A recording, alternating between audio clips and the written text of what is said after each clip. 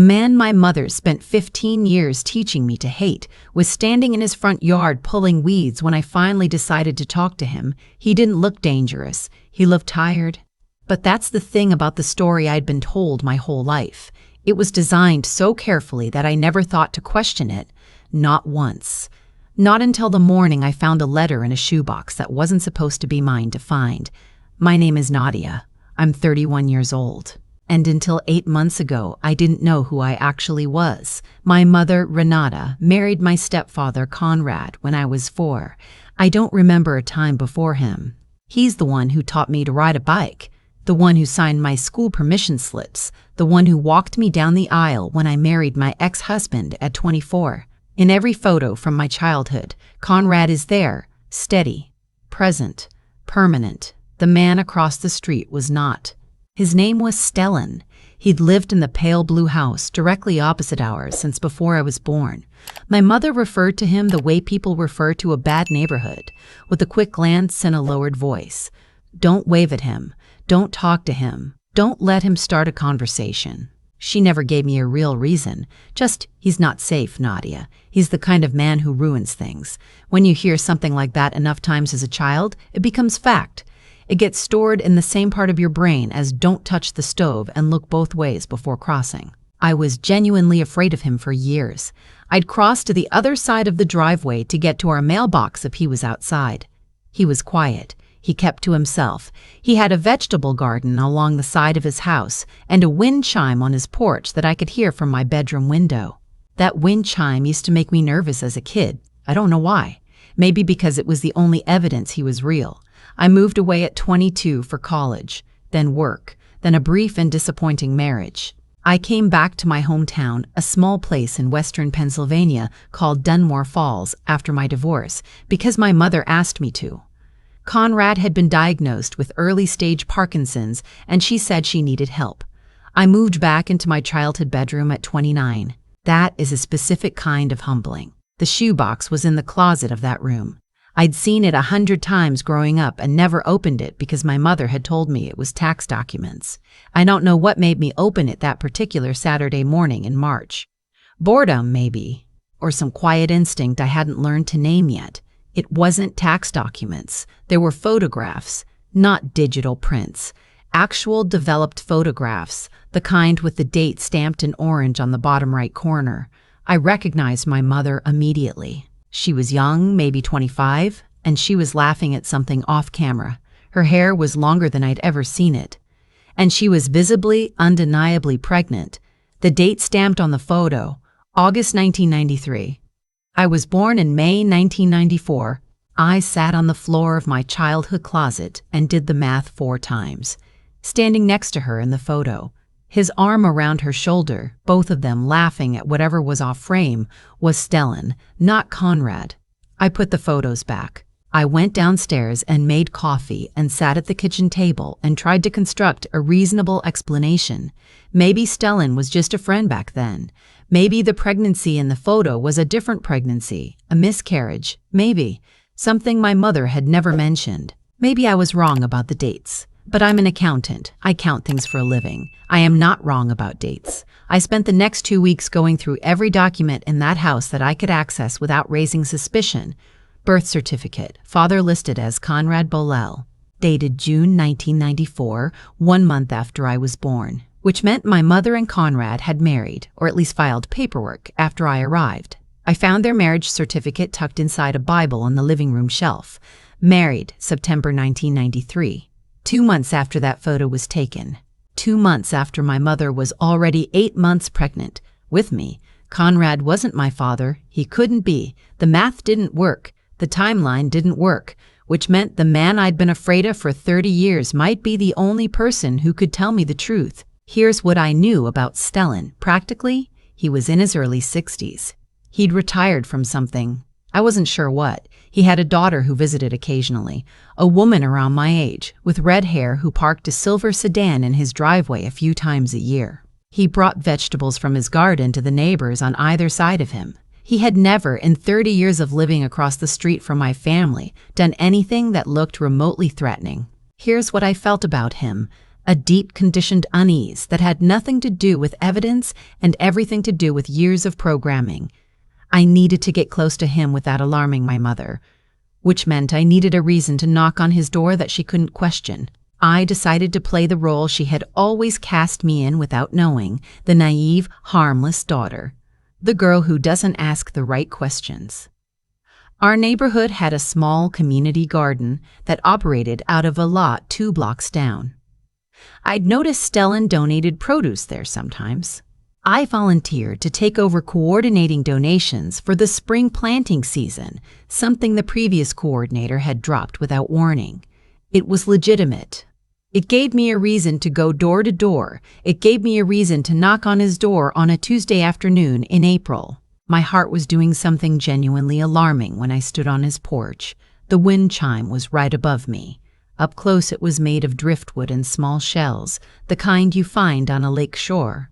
I knocked. He answered in maybe 30 seconds. He was taller than I remembered from childhood, or maybe I'd just shrunk him in my memory to make him less frightening. Gray hair, neat. Glasses. He was wearing a flannel shirt and had dirt on his hands from the garden. He looked at me and his face did something complicated. "Hi," I said, and I smiled my most harmless smile. "I'm Nadia. I live across the street. I'm the new coordinator for the Dunmore Falls Community Garden donations this season. I'm just going around to see if anyone in the neighborhood might want to contribute." He was quiet for a moment. "I know who you are," he said. "Not I've seen you around. Not oh, Renata's daughter. Just, I know who you are." Something shifted in the air between us. I kept smiling. "Wonderful," I said. "Then you know I probably can't garden to save my life, so any expertise would be appreciated." He almost smiled at that. He told me he put together a box of seedlings for the garden. He asked if I wanted to come in while he wrote down what he was planning to donate. I said yes. His house was nothing like I'd imagined as a child. Kids are strange. I think I'd pictured it dark, maybe cluttered, the kind of house that signals wrongness. It was actually the opposite. There were bookshelves everywhere, organized but lived in. A record player on a side table. Photographs on the mantle, a lot of them outdoors. Hiking by a lake, a kayak trip somewhere with pines. And in the middle of those photos, tucked between a hiking shot and what looked like a graduation picture of his red-haired daughter, a photo of my mother. She was young, maybe 22 or 23. She was standing on a beach somewhere, squinting into the sun, and she was laughing. It was the same laugh as the photo in my shoebox. I looked at it for 3 seconds before he came back from the kitchen. I didn't say anything. But when I got home that night, I sat in my car in the driveway for 20 minutes before I could go inside. I went back twice more that month under the garden pretense. Each time I brought something, a list, a donation receipt, a question about heirloom tomato varieties that I genuinely needed to Google before asking. Each time he was careful with me, polite but measured, like a man who understood that something large was happening and had decided to let me lead. He never asked about my mother. He never brought up Conrad. But the third visit, when I was about to leave, he said, "You have her laugh, you know. Your mother's laugh when she was young." I stopped with my hand on his doorframe. "People say that," I said. "It wasn't a question and it wasn't an answer. It was a test." He nodded slowly. "I suppose they do." I turned around. "Did you know her well?" "A long time ago," he said. "Yes." We looked at each other. He knew that I knew something. I knew that he knew something. We were both standing on opposite sides of a door that had been closed for 30 years. "I found some photographs," I said quietly, "in my old room, from 1993. The silence that followed was very long. "I see," he said. "I'm not here to cause problems," I told him, and I meant it. "I just need to understand what happened." He was quiet for another moment, and then he said, "Maybe you should come sit down." He told me everything in pieces, the way you do when a story has been held inside for a very long time and you're not sure how much the other person can absorb at once. He and my mother had been together for almost 3 years when she found out she was pregnant. They weren't engaged, but they had talked about it, in the vague way couples do when they're in love and assume things will simply work themselves out. He was 29. She was 24. He was working as a structural engineer. She was teaching elementary school. Then Stellan's father died and left him a small inheritance. Not a fortune, but enough to matter. Enough that my mother's parents, who had never approved of Stellan for reasons he never fully understood, started paying attention in a different way. Conrad Bull was the son of a family friend. He was steady, employed, from the right kind of background. When my mother told her parents about the pregnancy, they pushed hard for her to end things with Stellan and marry Conrad. Conrad, who apparently knew about the pregnancy and agreed to the arrangement. She was afraid of them, Stellan said. Her parents? I don't say that to make excuses for her. I'm just telling you what I understood later. He didn't know she'd married Conrad until it was done. She left him a letter. He didn't know about me, not for certain, until much later, when he saw her with a baby that was 3 months old and did the same math I had done 30 years later on my childhood closet floor. He confronted her once, quietly, away from Conrad. She told him he was wrong. She told him to leave it alone. He moved away for 7 years. When he came back, his daughter was local by then. His life was here. My mother and Conrad had established themselves so thoroughly on that street, with me growing up across from him, that he simply stayed quiet. He watched me grow up through a window. He sent a small graduation card anonymously when I finished high school, not knowing if she'd recognize his handwriting. He had never pushed. He had never forced the issue. Why not? I asked him. He looked at me for a long moment. Because she was your mother, he said. And you seemed okay. I didn't think I had the right to blow up a child's life to satisfy my own. I didn't know what to do with that. I still don't entirely. I need to tell you what I did next, and I need to be honest about it. I wasn't noble. I was angry, not at Stellan. What he'd done or hadn't done was more generous than I could have managed. I was angry at my mother. At 31 years of a lie I hadn't consented to. At the wind chime I'd been afraid of for no reason. At the man I'd been taught to treat as a threat, who had done nothing but respect the decision of a woman who hadn't deserved that respect. I went home and I asked my mother directly if Stellan was my biological father. She went very still. "Where is this coming from?" she said. "The shoebox in my closet, the photos from August 1993, the marriage certificate that says September 1993. I put them on the kitchen table, one by one. The math, Mom. I'm an accountant." Conrad was in the next room. I didn't lower my voice. She tried 3 different versions of denial in about 90 seconds. "That photo is old. You're misunderstanding the timeline. Stellan was a friend. They came out fast and practiced, like she'd rehearsed them for a possibility she'd always half expected." Then she tried the version that was designed to end the conversation. "This is going to hurt your father, Nadia. Is that what you want?" "Conrad is not my father," I said. "And I think you've known that my entire life." She started crying. I'm not going to pretend that didn't affect me. She's my mother. And whatever she did, she raised me, and watching her cry at that kitchen table was one of the harder things I've done. But I'd spent 30 years accepting what I was given. I didn't do that this time. Conrad came in from the next room. He stood in the doorway and looked at the photos, and then looked at my mother, and then looked at me. "How long have you known?" I asked him. "Always," he said. "Just that." He sat down at the table. He looked older than I'd ever seen him look. "I'm sorry," he said, and I believe he meant it even now. "It seemed like the right thing at the time. She needed someone. You needed a father. I thought it would stop mattering eventually. It matters. My mother wanted to keep everything quiet.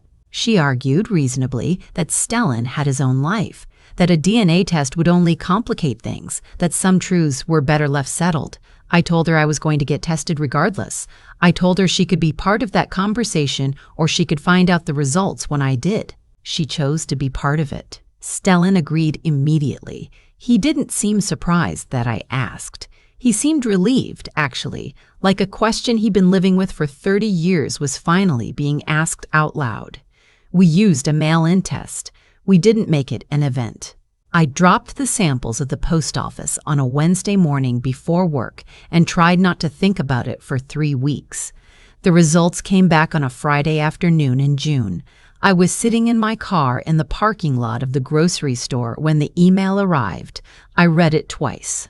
99.97% probability of a first-degree biological relationship consistent with parent-child. I sat in that parking lot for a long time. I called nobody. I watched people walk in and out of the grocery store with their carts and their ordinary days, and I sat with the fact that everything I'd been told about where I came from was, at its core, a lie chosen by other people. Then I called Stellan. He answered on the second ring. "I got the results," I said. "I know," he said. "I got mine too." Neither of us said anything for a moment. "I don't know what to do with this," I told him honestly. "Neither do I," he said. "But I don't think we have to figure it out today." There were practical things that followed. There are always practical things. My maternal grandparents, both now in their mid-80s, one of them in assisted living, had pressured my mother into the deception. But there was something else. Stellan's father's inheritance had included a small piece of property, a cabin and 40 acres in rural western Pennsylvania that had been in his family for 2 generations. When Stellan and my mother separated, her parents had somehow convinced him to sign over power of attorney to a family associate temporarily during a period of grief and confusion after his father's death. That associate had since transferred the property to a trust controlled by my maternal grandparents. Stellan had tried to address this legally once, years ago, and been told the paperwork was sound. But the paperwork wasn't sound. I know what sound paperwork looks like. I went through every document Stellan had kept, and he had kept everything in labeled folders because he is the kind of methodical, careful person that I apparently got that trait from. The original power of attorney was limited in scope and had expired. The transfer to the trust had been executed after the POA lapsed. It was plainly fraudulent. I'm an accountant, not a lawyer. But I know when numbers and documents don't add up. I referred the case to a property attorney in Pittsburgh who took it on contingency. It took 4 months. The trust's documentation didn't survive scrutiny. A judge ruled the transfer invalid in October. The property went back to Stellan. I'm writing this from the cabin. It's December now. The 40 acres have a pond that freezes in winter, and there's a wood stove in the main room that Stellan built the fire in this morning before I was awake. His red-haired daughter, her name is Pemberton, Pem for short, and she is exactly as kind as her father, is coming up tomorrow with her husband and their kids for the weekend. My mother and I are still in the strange, slow process of rebuilding something. She called me last week. We talked for 40 minutes, which is longer than we'd spoken at once in months. There was no resolution in that call, no tidy moment where I forgave her and she understood the full weight of what she'd done. It's just a process. It's just time passing and phone calls, and learning to sit with the complicated truth that a person can love you and still lie to you for 30 years. Conrad and I text sometimes. That one is stranger. He is a man who made a choice I didn't consent to, and who has also been, genuinely, a father to me in every practical sense. I don't know what to do with that either. I don't think I have to figure it out today. What I know is this. The wind chime on Stellan's porch is made from driftwood collected on a camping trip he took the summer he was 26 in the Pennsylvania wilds, 2 years before I was born. He told me that last month on a Sunday when we were sitting on his porch, and I was finally brave enough to ask about it. I asked him why he'd kept it up all those years, right there where anyone could see it. He thought about it.